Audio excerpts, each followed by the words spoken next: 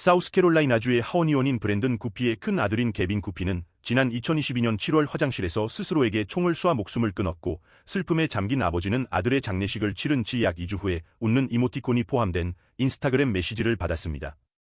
해당 메시지는 숨진 큰 아들과 작은 아들의 인스타그램 계정으로 보내졌고, 숨진 아들의 누드 사진을 대가로 돈을 요구하는 내용이 포함돼 있었습니다. 슬픔에 잠겨있던 개빈 의원과 가족들은 개빈의 자살이 단순 자살이 아님을 직감하고 그가 자살하게 된 원인의 단서를 찾기 시작했습니다.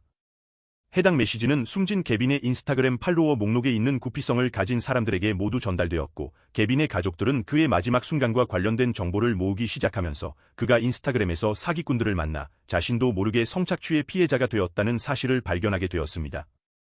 사기꾼들은 개빈이 사망한 후 그의 인스타그램 계정이 폐쇄되자 유사 계정을 사용하여 웃는 얼굴 이모티콘과 메시지를 아버지인 구피 의원에게까지 보내면서 당신의 아들이 목숨을 구걸했다고 내가 말했나라는 내용과 함께 아들의 누드 사진을 대가로 돈을 요구했습니다.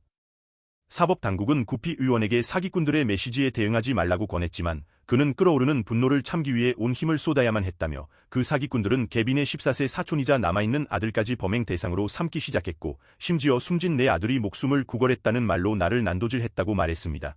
개빈이 자살하기 전 사기꾼들은 개빈에게 또래 소녀인 척하면서 인스타그램을 통해 접근했으며, 해당 사기꾼들을 또래 소녀로 확신했던 개빈은 누드 사진을 보내달라는 그들의 요청에 누드 사진을 보냈고, 그러자 바로 그 시간 이후부터 사기꾼들이 본색을 드러내면서 돈을 요구하기 시작했습니다. 당시 개빈은 뱃모를 통해 그가 가지고 있는 전부인 $25를 그들에게 보냈고, 그들에게 돈을 더 줄 테니 조금만 시간을 달라고 간청했다고 개빈의 아버지인 구피 의원은 말했습니다. 구피 의원은 그러면서 소셜미디어 계정에서 자신의 사진을 함부로 보내면 절대 안 된다. 내가 생각하기에 개빈은 자신에게 닥쳐진 일을 어떻게 처리하고 극복해야 할지를 전혀 몰랐다고 덧붙였습니다. FBI는 이러한 유형의 범죄가 미성년자들을 대상으로 점점 더 광범위하게 퍼져나가고 있으며, 그로 인해 청소년들의 자살률이 심각할 정도의 수준으로 증가하고 있다고 경고했습니다.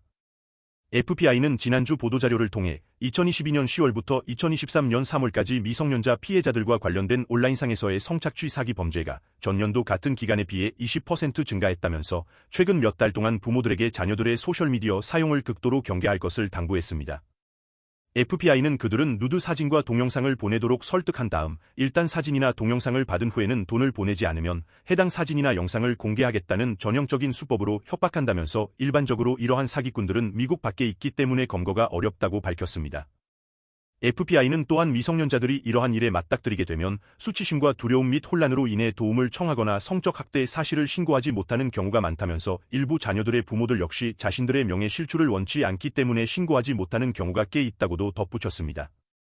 구피 의원은 지난주 한 언론과의 인터뷰에서 메타는 이런 일이 자주 발생하는 주요 플랫폼 중 하나라면서, 메타는 이에 충분하게 대응하지 않고 있으며 이런 포식자들이 계속해서 온라인에 접속해 우리 아이들을 노린다는 것은 말도 안 되는 일이라고 분노를 표출했습니다. 구피 의원은 개빈과 같은 어린 청소년들이 온라인의 포식자들로부터 보호받을 수 있도록 소셜미디어 회사들이 적절한 조치를 취하지 않았다고 강조하면서, 인스타그램의 모회사인 메타를 상대로 개빈이 부당하게 사망한 것과 관련하여 중과실 및 기타 혐의로 소송을 제기했다고 밝혔습니다. 지난주 사우스캐롤라이나 주 법원에 제기된 해당 소송 문건에 따르면 메타의 소셜미디어 플랫폼이 어린 청소년들에게 우울증과 낮은 자존감 및 불안, 섭식 장애 등과 같은 심각한 문제를 제공하고 있으며, 메타는 청소년들을 위험으로부터 안전하게 보호하는 충분한 조치를 취하지 않았다고 적시돼 있었습니다. 구피 의원은 또한 메타는 소셜미디어 플랫폼을 사용하고 있는 어린 청소년들이 잠재적으로 부정적이고 악의적인 상황을 전혀 인지하지 못할 수 있다는 사실을 알고 있었음에도 불구하고 그들을 보호할 수 있는 아무런 도구를 마련하지 않았다고도 말했습니다. 아들이 자살한 이후 구피 의원은 아들의 죽음과 관계된 사건의 내용들을 공개적으로 밝히면서, 미성년자 또는 심신이 온전하지 않은 성인이 성착취 피해를 당해 신체적 부상이나 사망에 이를 경우 해당 성착취를 중범죄로 규정해 가중처벌과 함께 중형을 선고받게 하는 법안을 발의했습니다. 사우스캐롤라이나 주 상원은 사망한 개빈의 이름을 빌려 개빈의 법이라 해당 법안을 명명한 후 통과시켰으며, 해당 법안은 이제 헨리 맥마스터 사우스캐롤라이나 주지사에게 보내졌고 이제 그의 서명만 남겨놓고 있는 상태입니다. 이번 영상에서는 인스타그램에서 성착취로 인해 자살한 아들 때문에 인스타그램의 모회사인 메타를 고소한 사우스캐롤라이나의 하원 의원에 대해 말씀드렸습니다. 다음 영상에서는 또 다른 내용을 가지고 다시 찾아뵙겠습니다. 미국의 새로운 뉴스와 소식을 계속 접하시려면 구독 버튼 눌러주시고 좋아요와 알람 설정도 잊지 마세요. 감사합니다.